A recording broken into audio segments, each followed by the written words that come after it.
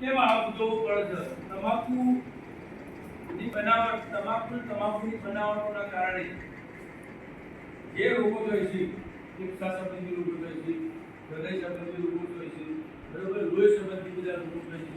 આ બધા રોગોને નિયંત્રણમાં લાવવા અને તમાકુ આપણા રોગોને જનજાગૃતિ લાવવા માટે એની ભયાનકતા, બરોબર, આ રોગની ભયાનકતા, તમાકુના કારણે જે રોગો થવાના છે, તમાકુની અંદર જે નિકોટિન જે તત્વ છે, એ નિકોટિનના કારણે જે આપણે બધા તમાકુ જે રોગો છે, એ રોગોથી શરીરને તકલીફ થાય છે. ખાસ કરીને કેન્સર, મોઢાનું કેન્સર, મોઢાના કેન્સરના કેસની જોઈએ તો 10 કેસ હોય, 10માંથી 7 કેસ મોઢાના કેન્સરના હોય છે, બરોબર.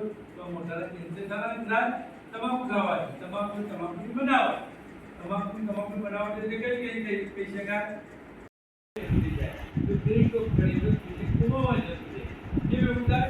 કારણ કે તમાકુની અંદર કાર્બન ડાયોક્સાઇડ આવે. આપણા શરીરને જરૂર છે ઓક્સિજનની, અને કાર્બન ડાયોક્સાઇડ આપણા શરીરના રક્તમાં વધારે થાય. એ રક્તમાં વધારે થાય કેવું થાય?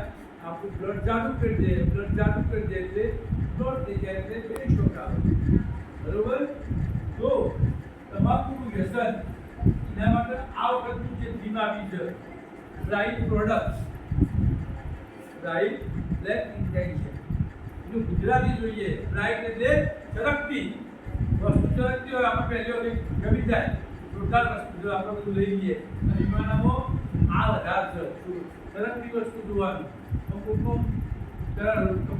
મસ્ત જોયો ને જોરદાર છે, એવું થઈ જાય ને આપણે.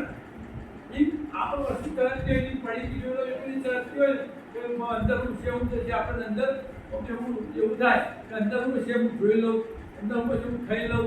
આ આપણા મનની અંદર એક આવી ભ્રમણા ઉદ્યોગપતિઓએ જે તમાકુની બનાવટો કરી છે, એ લોકોએ તમારા મનને ભ્રમણા પેદા કરી છે.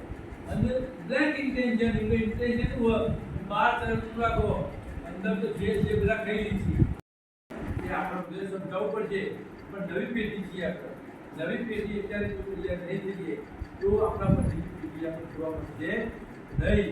કારણ કે એ તમાકુની લતી કરી દીધી, વ્યસનની લતી કરી દીધી, દારૂની લતી કરી દીધી, જુગારની લતી કરી દીધી. મતલબ વ્યસન એવું રાખવું તો કોઈની મદદ કરીએ એવું વ્યસન જુઓ, કોઈનું મદદરૂપ થઈએ એવું વ્યસન જુઓ, કોઈનું ઉપયોગી થઈએ એવું વ્યસન જુઓ થઈ, બરોબર. એના બદલે આપણે આપણા શરીરને બગાડીએ એવું વ્યસન કરીએ. આપણે અમારી સંસ્કૃતમાં શ્લોક છે, કરાગ્રે વસતે લક્ષ્મી, કરમરે સરસ્વતી, કરમધ્યે તુ ગોવિંદ પ્રભાતી. કરમધ્યે તુ ગોવિંદ, આ ભાગમાં છે ભગવાન કૃષ્ણ છે, અને આપણો વખતે તમાકુ અને ગોવિંદનો મહર કરે છે. કેવું કરે છે ને? આ ગોવિંદ છે હોય, ભગવાન કૃષ્ણનો મહર છે, આપણા ભગવાનનો મહર.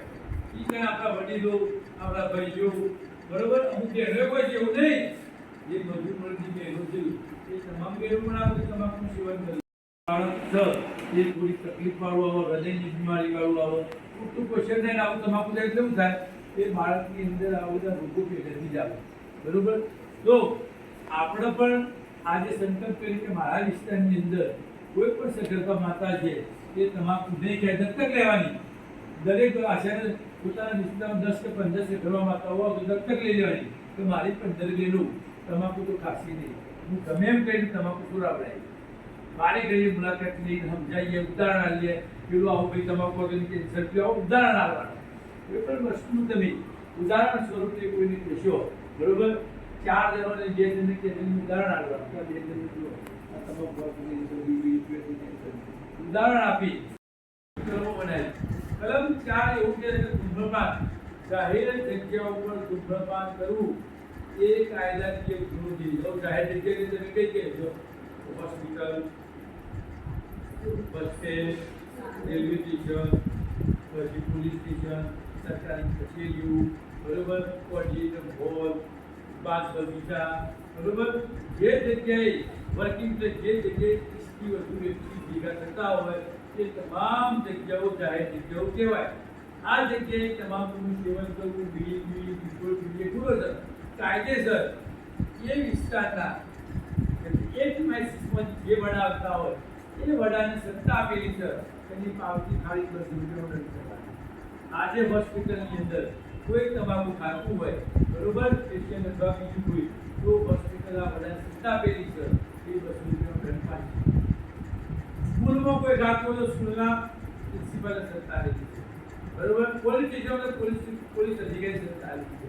મામલતદાર કચેરી મામલતદારની સત્તા આપેલી. તાલુકા કચેરી તાલુકા કચેરી મારી ઓફિસમાં તો મને સત્તા ₹200 પાવતી આપી. જેની ઓફિસમાં કોઈ ગાડી તેની સત્તા આપી પાવતી ₹500 દંડ કરી શકે બરોબર. તો આ કલમ નંબર 4 ની વાત છે. કલમ નંબર 5 તો કલમ નંબર 5 જાહેરાત કહેવાય. કોઈ પણ તમાકુની બનાવટ વેચવાની થાય તો એ તમાકુની બનાવટ ઉપર જે પણ વસ્તુ હોય એમાં 33% ભાગમાં બરોબર એક પડીકી જમીનો 33% ભાગ હોય એ ભાગમાં લખવું પડે તમાકુથી કેન્સર થાય છે, તમાકુથી મોત થાય છે એવું ને ચિત્ર દર્શાવવું પડે પડીકી ઉપર. જો એ પડીકી ઉપર દર્શાવે ના તો પણ ચિત્ર દર્શાવે થાય કાનૂની અપરાધ. પછી કલમ નંબર 6 અને કલમ નંબર 6 એવું છે કે જે પણ લોકો તમાકુનું વેચાણ કરે છે 18 વર્ષથી નાની ઉંમરના વ્યક્તિ કેટલી ઉંમરના 18 વર્ષથી નાની ઉંમરના વ્યક્તિને તમાકુનું વેચાણ કરવું અથવા ખરીદી કરવું કાનૂની અપરાધ છે. એને પણ બધે આવું બોર્ડ દરેક ગલ્લો જે તમાકુ વેચતો હોય એને ફરજિયાત મારવું પડે. તો એ ના મારે તો એને આપણે કાયદેસર ₹200 દંડ કરી શકીએ. બીજી વખત જે તો એના ફરીથી 200 પર બીજી વખત ના કરે તો ₹5000 દંડ અને 1 વર્ષની સજા થઈ શકે. આ કલમ 6 કહે છે. 6 એવું છે કે શૈક્ષણિક સંસ્થાઓ જો પણ એજ્યુકેશન સંકુલો છે બરોબર એ સંકુલોની 100 વાર વિદ્યાની અંદર કોઈ પણ જગ્યાએ તમાકુનું વેચાણ થવું જોઈએ નહીં. એ જગ્યાએ જો તમાકુનું વેચાણ કરેલા હોય એ તમામ તમાકુના ધંધાઓ ઉપર આપણે દંડ કરી શકીએ. કેટલી સત્તા કે જે તે વિસ્તારના જે તમાકુ પ્રિન્સિપાલને એજ્યુકેશન સંસ્થાઓની અંદર આપી શકીએ ગરબું દૂર કરાવી શકીએ. આ બધી કલમોની વાત કરી બરોબર. તો આ કલમો તમને એટલા માટે તમે પણ ભણો તો તમને પણ કાયદાકીય જ્ઞાન હોવું